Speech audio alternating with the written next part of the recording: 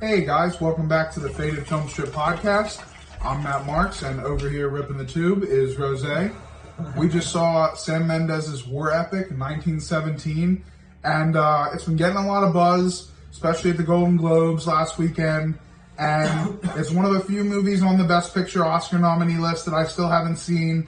You know, we said, let's get in the car, let's go see it. Wednesday night,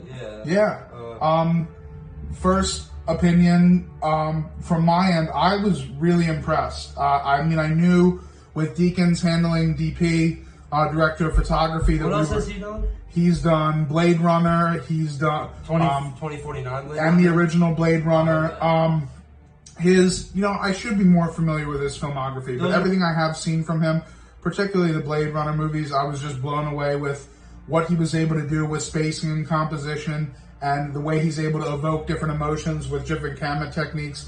And he's regarded by a lot of my friends who are, camera heavy focused in the industry and have ambitions to do that. He's like their Michael Jordan. Okay, that's okay. So they hear that, they're like, let's get in the car, let's go see what Deakins is up to. I don't know, maybe I have, but as far as I'm aware, I've never seen a one-shot technique film before. Have you seen Birdman? I have. Okay, so Birdman was also similarly done in a one-shot technique. A little more editing than that. Yeah, definitely, and it was also like a little bit spunkier of a movie, so it had like a different feel to it. It wasn't like... Also, the plotline for this movie, 1917, gave them the perfect... It was obviously written for this technique, because they're going on this journey where you're going through trenches, you're constantly going through terrain. They had like I don't know how long it was, like 8 miles. So they said they could get there within like 9 hours. So basically you have one day of like, I think maybe it takes like 24 hours for this whole journey. But basically, you can simulate the whole journey in one shot, because there's no point where like they give them a mission just long enough where there's no sleep. So like you're not going to have to, there's not going to be those nitpickers where like, oh, when did they sleep? When did they eat? They didn't really have to. It was a quick mission. It was a day's worth mission. And even during the film, Rose looked over him and he's like, no cuts to general or anything. Like, And that's one of the things that, you're going to have these realizations when you see the movie. It's like, there are no deliberate cuts. You're experiencing the timeline linearly with the characters. That's right. Which is why, yes. It's part of why you feel so connected. Like, look, I've never been in war. The closest I've been to war is on the football field, and I know Rose can relate to that. That's definitely some battle, but like when you have dead bodies piling up and freaking rats eating at your decomposing flesh and like all this kind of crazy shit, like withholding the things that we know about war overall, and especially World War I, just to be able to have this experience, like see the realistic portrayal of different battle wounds and the technology of the time. Everything was so immersive, and you were really at the edge of your seat because you want the stakes. You want these characters to succeed. The stakes of this mission are huge. This is like, we have this connection initially with the characters because even from the opening shot, it's just like we catch them in this tender moment. And that's where it begins. They're pretty clean. It looks like they haven't seen a lot of battle. Absolutely. These are young bucks in the war. It's 1917, so it's towards the end. So they're feeling, that side of the war is feeling good and feeling like the Germans are on, last leg, which they are, historically. But let's get into the movie a little bit, right? So 1917, they have this mission to go about 8 miles to save this battalion, call off this attack. They send these 2 characters, which apparently this is historically accurate. I don't really understand why you only send 2 people. Like 2 people? Like what if 2 of them die? It's not like 5. Send a few more extra bodies, just like... I don't disagree. And I get like they were trying to really just capture these 2 characters and their connection. And like a few more characters would have been hard to make the one shot. That's literally why they sent 2. I honestly think, you're absolutely right. I mean, you can't create that type of immersion and still try to keep... Because one of the things, I had the fortunate pleasure of seeing some of the before the movie behind the scenes stuff, and like one unique thing about this film is they could only shoot in cloud cover because they were doing these long takes. In order for there to be any sense of continuity, they had to sit in these fields where they had everything set up And It was very gray. Wait until cloud cover came, because you can't mimic clouds looking alike. You can't mimic different, partly sunny. Like you can't screw around with that. So you really had to, have this sense of continuity in that regard. So everything is like, you roll with the punches. You have so many different moving parts, and when, at every different turn in this film, you're just locked in with these characters, because just as little as they do. And it's coming back to the point about the no general cuts. Like, everything that we've been told about what they're walking into, we don't know if it's true the same way they don't. It's not like they're like, so one of the main elements is that the Germans they have potentially retreated from this middle ground that's being fought over, and they have these weapons that are far more advanced to what these battalions that are on the front lines have. So the fear of the general, the reason that the message is being taken, is because their fear is that the Germans have pushed back to a further front, but armed that up, and that this battalion that has the main character's older brother in it is literally walking into an ambush. So this is, the emotional draw of the entire film. It's not just we're saving other men, it's beyond that. So this is my older brother. If I don't, even from the rip, when they get the message, it's like, we are going. We're not going where everybody else is going. We have our own mission. We are, headed. And I thought that it was super unique in that regard, because every other war epic that I can think of kind of has, like, with the exception of Saving Private Ryan, has like more of like a unilateral feel, where it's like, the overall, it's like the entire push. Whereas the fact that this was very focused on these two characters really made it feel special in that regard. Yeah, I would agree completely. I think 2 hours was perfect. I think also one of the points was like, there was like a few other actors who were like bigger name actors that they used at key points across the journey when they met like a certain commander at a certain level. Mark Strong, who you might know from Kingsman, Benedict Cumberbatch, who Batch Botch, Tomato. You might know him from Doctor Strange or Theory of Everything. No, not Theory of Everything. So many other things. You know who he is. Yeah, you know who he is. And, what was the one I was... Imitation Game. That's the one I was thinking of. Who's the first bull? That was Mark Strong. No. Oh my gosh, I'm gonna blank. King's Speech. Bull. Yeah, he's also... Yeah. He was in Kingsman as well. Yes, he was. Okay, so Mark Strong is also in Kingsman. We're blanking on this other actor, but he played the first... Colin Firth. Okay. See, it's in there somewhere, but collectively we'll get to it. But yeah, that was... we were talking about how the use of these... Like, there were a lot of very important moments. You don't get a lot of inner character moments because they're always going and they have a task. But when you do, like, they're either getting important information or they're having an important moment, or they're dealing with some freaking perilous, kind of stuff. So I think it was incredibly well cast. I was very emotionally moved by the film. And I think that there's a surprise scene that got us mid-movie. You're just like, this coming. Definitely. This is not a predictable film. Honestly, I'm like the way I like how movies are doing trailers now. Like, they're just like Endgame or Infinity War got us like that too. Like, they had the Hulk in it. Hulk wasn't even in it. Like, they're doing shit like that now. They're being clever. They're not just giving away the whole movie. And I think that there was a real something that stood out to me also was the use of space. The way that during certain scenes you felt the intensity because there was like a narrow corridor into an open field, and the use of like nothingness and not knowing. It was like this sense of going into the unknown and not knowing what you were walking into was like a constant visual theme. Like, I remember specifically a moment that stood out to me was there's a barn, and there's like kind of the skeleton of like, the stable. And then beyond the stable is just this haze of the fog of war. And it's like, at one point the characters, they have to walk through this, through this gateway into nothingness. And to me, it was like almost this moment where you kind of reflect on the meta of it. It's like all these people, and it's so young too. Yeah, I mean, that was like another, 16, 17, you know, you 18, forget how yeah. young these people were when they're just in the throes of battle.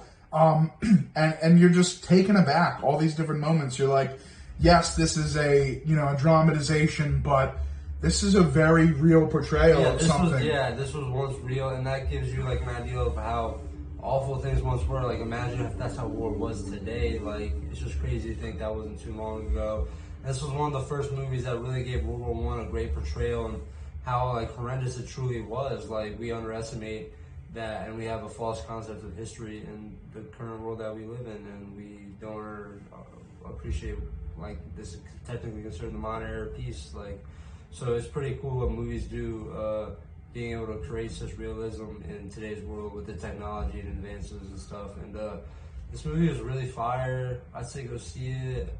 Edge of my seat, wasn't asleep or anything. Like, it really blew, like, really pretty good job. I'd say a 7 or 8 out of 10. Like, strong 7 or 8 out of 10. Hopefully it wins. I could see it winning the Oscar for best. So I think cinematography would be the best shot. I don't know what the other noms are, but Joker's up there. It's also got the nod for best picture in that category. Something you said really struck me, and I want to hit on it.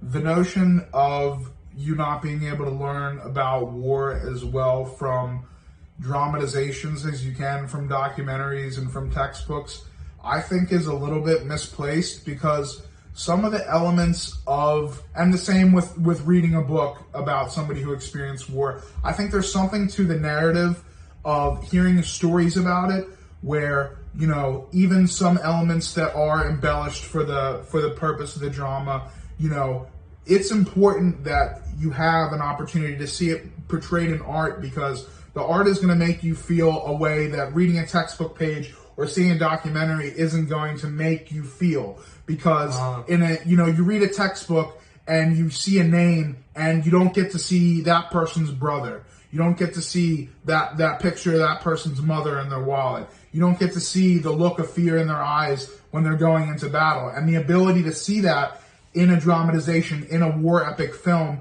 is something that, you know, for people that haven't experienced it, for people that are so far removed, like, we live in a very safe time. We don't have to deal with a lot of these things that have to be dealt with in this film. So to be able to sit down in a theater, you know, in the safety of a theater, and have this experience where you're on the edge of your seat, you don't know what the hell's going to happen. Bullets are flying, bombs are dropping. And the way they utilize sound, too. Yes. Like, the sound design was impeccable as well. Right, sound design was really good, because, like, one point Bull's running, and all of a sudden, bang, loud shot. I felt like it was flying by your ear even. Like, you're going like, whoop, like, you're like, and he's like ducking, like, you're like, all right, like, this is pretty, like, that's pretty well executed in terms of, like, putting you into the thrill of it. This is honestly one of the only movies, really, because of the way they shot it, it's one of the only war movies where, like, you felt like you are these characters going through this journey, like, because you're just only with them. There's no cuts. There's no quick pan out to sunrise. Yeah. Like, there's nothing. There's just minimal other character interaction, and the other character interaction was beautiful. There was a scene where he's in the back of a truck with some other men that he comes across, and you're seeing how this group of soldiers interacts, and like how maybe they were handling war at the time mentally, and that was pretty interesting. Yeah, no, I mean, I think like the lighter moments were just as beautiful as the tense, dark, perilous moments, because you got to see, like, you know, how people are dealing with literally being in the shit, you know, being in this place where, you know, such horrible things are happening. You don't know what's going to be on the other side of it.